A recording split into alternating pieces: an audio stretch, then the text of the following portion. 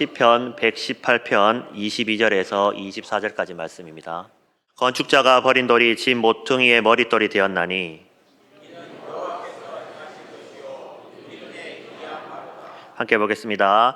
이날은 여호와께서 정하신 것이라 이날에 우리가 즐거워하고 기뻐하리로다. 아멘.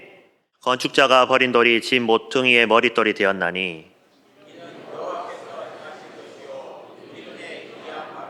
함께 보겠습니다. 이날은 여호와께서 정하신 것이라 이날에 우리가 즐거워하고 기뻐하리로다. 아멘.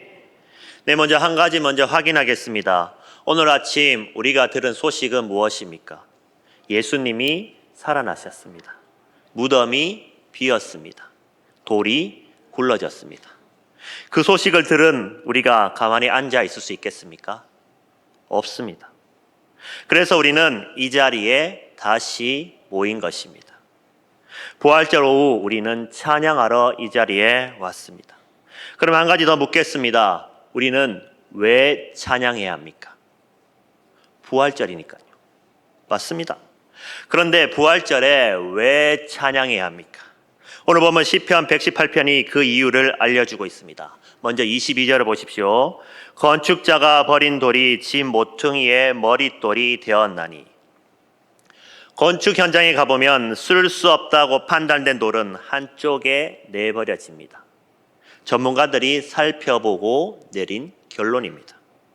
먼지가 아무리 쌓이고 풀이 아무리 자라도 아무도 거들떠보지 않습니다. 저건 쓸모없는 돌이야. 그것이 사람의 판단입니다. 원래 이 시편은 이스라엘의 노래였습니다. 열방에게 멸시받고 작고 보잘것없는 버림받는 이스라엘을 하나님이 일으켜 세우신 그 놀라운 경험을 노래한 것입니다. 그런데 이 노래는 더 큰 분을 가리키고 있습니다.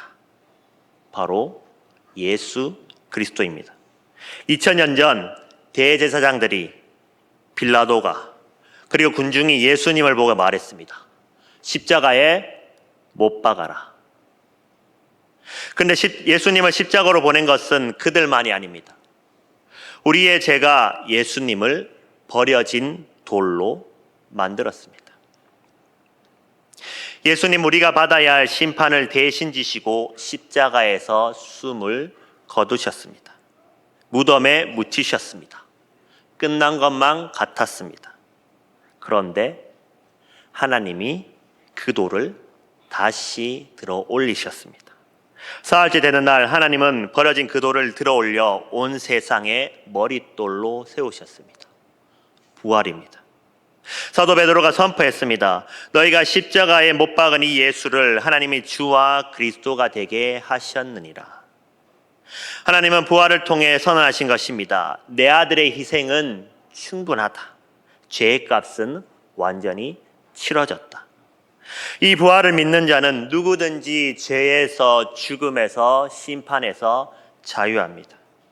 그렇다면 이 놀라운 부활을 누가 행하셨습니까? 23절입니다.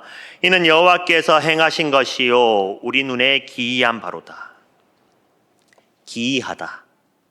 홍해를 가르칠 때도 성경은 이 단어를 썼습니다. 광야에서 만나를 내릴 때도 이 단어를 썼습니다. 사람은 절대 할 수 없고 오직 하나님만 하실 수 있는 일. 부활이 바로 그 일입니다. 사람들은 버렸지만 하나님은 세우셨습니다. 사람들은 죽였지만 하나님은 살리셨습니다. 사람들은 끝이라 했지만 하나님은 시작이라 하셨습니다. 부활은 인간의 노력이 아닙니다. 제자들이 해낸 것도 물론 아닙니다. 전적으로 하나님의 은혜입니다. 그리고 이 놀라운 일은 2000년 전에 멈추지 않았습니다. 부활의 하나님은 지금도 같은 일을 하고 계십니다. 병상 위에서 끝이라고 생각했었는데 하나님이 일으켜 세우셨습니다. 관계가 완전히 깨져서 회복할 수 없다라고 생각했는데 하나님이 길을 여셨습니다. 경제적으로는 도저히 답이 없다고 생각했는데 하나님이 되게 하셨습니다. 이런 하나님 앞에서 우리는 어떻게 해야 합니까? 24절입니다. 이날은 여호와께서 정하신 것이라 이날에 우리가 즐거워하고 기뻐하리로다. 하나님이 행하셨기에 하나님이 이 날을 만드신 것입니다. 이 날은 어떤 날입니까? 버려진 돌이 머릿돌이 된 날, 죽음이 생명에게 진 날, 무덤이 비어버린 날, 바로 부활의 날입니다. 그런데 부활은 2000년 전 지나간 사건이 아닙니다. 부활의 주님은 지금 이 자리에 살아계십니다. 우리는 죽은 분을 추모하러 이곳에 모인 것이 아닙니다. 살아계신 분을 찬양하기 위해 이 자리에 모인 겁니다. 혹시 오늘 찬양이 잘 안 나오시는 분이 계십니까? 한 주간 병원을 오가며 지치신 분, 가족 간의 갈등으로 인해 마음이 무거우신 분, 생활의 무게에 눌려 입이 열리지 않는 분, 그래도 찬양하십시오. 왜냐하면 찬양은 내 기분의 표현이 아닙니다. 찬양은 하나님이 행하신 일에 대한 선포입니다. 우리의 찬양은 이런 고백입니다. 주님, 제 상황은 여전하지만 주님의 부활은 사실입니다. 사랑하는 성도 여러분, 이것이 우리가 찬양하는 이유입니다. 오늘 우리가 찬양하는 이유는 단 하나입니다. 내 감정 때문이 아니라, 내 상황 때문이 아니라, 무덤이 비었기 때문에, 사망이 졌기 때문에, 하나님이 행하신 부활 때문에 우리는 찬양합니다.